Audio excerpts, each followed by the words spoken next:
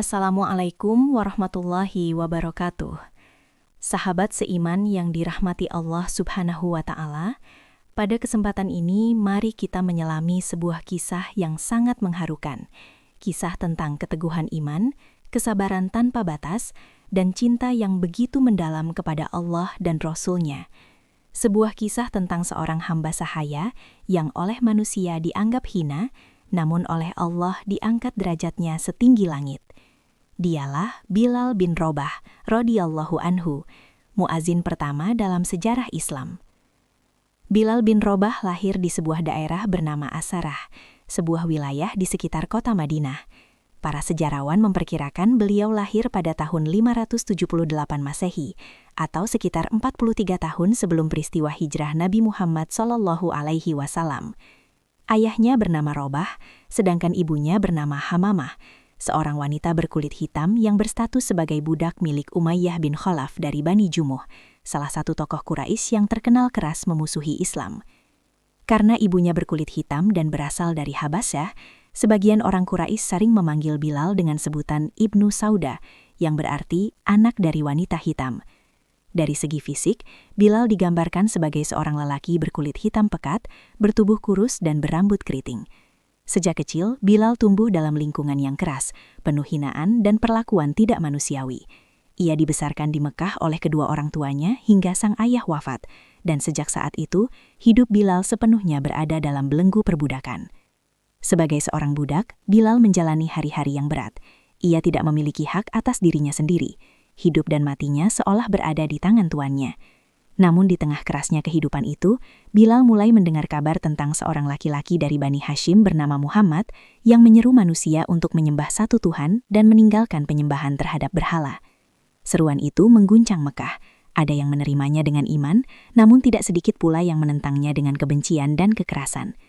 Di tengah hiruk-pikuk penolakan dan cemoohan itu, hati Bilal justru bergetar. Ada sesuatu yang terasa berbeda dalam ajaran yang dibawa oleh Nabi Muhammad SAW. Ajaran yang memuliakan manusia bukan karena warna kulit, harta, atau kedudukan, melainkan karena ketakwaan. Dorongan hati itu membuat Bilal memberanikan diri untuk bertemu langsung dengan Nabi Muhammad. Dalam pertemuan itu, Bilal mendengar langsung ayat-ayat Allah yang suci. Setiap kata yang keluar dari lisan Rasulullah terasa menyejukkan jiwanya. Tanpa ragu dan tanpa syarat, Bilal pun mengucapkan 2 kalimat syahadat. Sejak saat itu, ia resmi memeluk Islam dengan penuh keyakinan. Namun keislaman Bilal bukanlah sesuatu yang mudah. Ketika Umayyah bin Khalaf mengetahui bahwa budaknya telah mengikuti agama Muhammad, kemarahan yang luar biasa pun meledak. Bilal dianggap telah mengkhianati tuannya dan meninggalkan agama leluhur Quraisy. Umayyah pun memerintahkan agar Bilal disiksa sekejam mungkin agar ia kembali kepada kekafiran. Bilal diikat, diseret di atas pasir Mekah yang membara. Tubuhnya ditelentangkan di padang pasir pada siang hari ketika matahari berada tepat di atas kepala. Batu besar diletakkan di dadanya hingga napasnya nyaris terhenti. Setiap kali Umayyah bertanya, "Tinggalkan agamamu, kembalilah kepada Lata dan Uzza."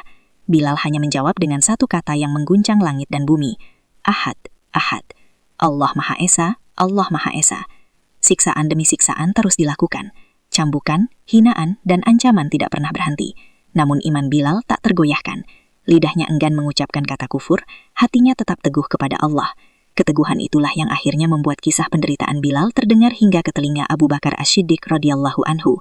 Tanpa berpikir panjang, Abu Bakar mendatangi Umayyah bin Khalaf dan menebus Bilal dengan harta yang tidak sedikit. Setelah itu, Bilal pun dimerdekakan. Statusnya berubah dari seorang budak yang terhina menjadi manusia merdeka yang dimuliakan oleh iman. Sejak saat itu, Bilal selalu berada di sisi Rasulullah. Ia setia mengikuti setiap langkah perjuangan Nabi. Ketika Rasulullah memerintahkan kaum muslimin untuk berhijrah ke Madinah, Bilal pun turut serta dalam rombongan hijrah tersebut. Di Madinah, sebuah fase baru dalam hidup Bilal pun dimulai. Ketika Masjid Nabawi selesai dibangun dan syariat azan diturunkan oleh Allah sebagai penanda masuknya waktu sholat, Rasulullah harus memilih siapa yang akan mengumandangkannya. Maka pilihan itu pun jatuh kepada Bilal bin Rabah. Ada beberapa alasan mengapa Rasulullah memilih Bilal sebagai muazin pertama di dunia. Pertama, suara Bilal sangat lantang dan merdu. Kedua, ia dikenal sebagai pribadi yang sangat disiplin. Ketiga, dan yang paling utama, Bilal menghayati setiap kalimat azan dengan sepenuh hati, penuh keyakinan dan ketulusan. Sejak saat itu, nama Bilal bin Rabah pun tercatat dalam sejarah Islam sebagai muazin Rasulullah. Meski telah memperoleh kedudukan mulia, Bilal tetap rendah hati. Ia pernah berkata, Aku hanyalah seorang laki-laki Habasyah yang dahulu adalah seorang budak. Selain menjadi muazin, Bilal juga diangkat sebagai bendahara Baitul Mal, mengelola harta kaum muslimin dengan amanah dan tanggung jawab. Ia turut serta dalam berbagai peperangan, termasuk Perang Badar, di mana keberaniannya membakar semangat kaum muslimin. Puncak kemuliaan Bilal terjadi saat Fathun Mekah, penaklukan kota Mekah. Setelah kota itu ditaklukkan tanpa pertumpahan darah, Rasulullah memerintahkan Bilal untuk naik ke atas Ka'bah dan mengumandangkan azan. Dengan langkah mantap, Bilal menaiki Ka'bah dan mengumandangkan azan dengan suara lantang. Untuk pertama kalinya, kalimat tauhid bergema di jantung kota Makkah. Namun kebahagiaan itu berubah menjadi duka ketika Rasulullah wafat. Pada hari itu, Bilal berdiri untuk mengumandangkan azan seperti biasa. Ketika sampai pada kalimat Asyhadu anna Muhammadar Rasulullah, suaranya terhenti, dadanya sesak, air mata mengalir deras. Ia tak sanggup melanjutkan. Kaum muslimin pun menangis bersama Bilal.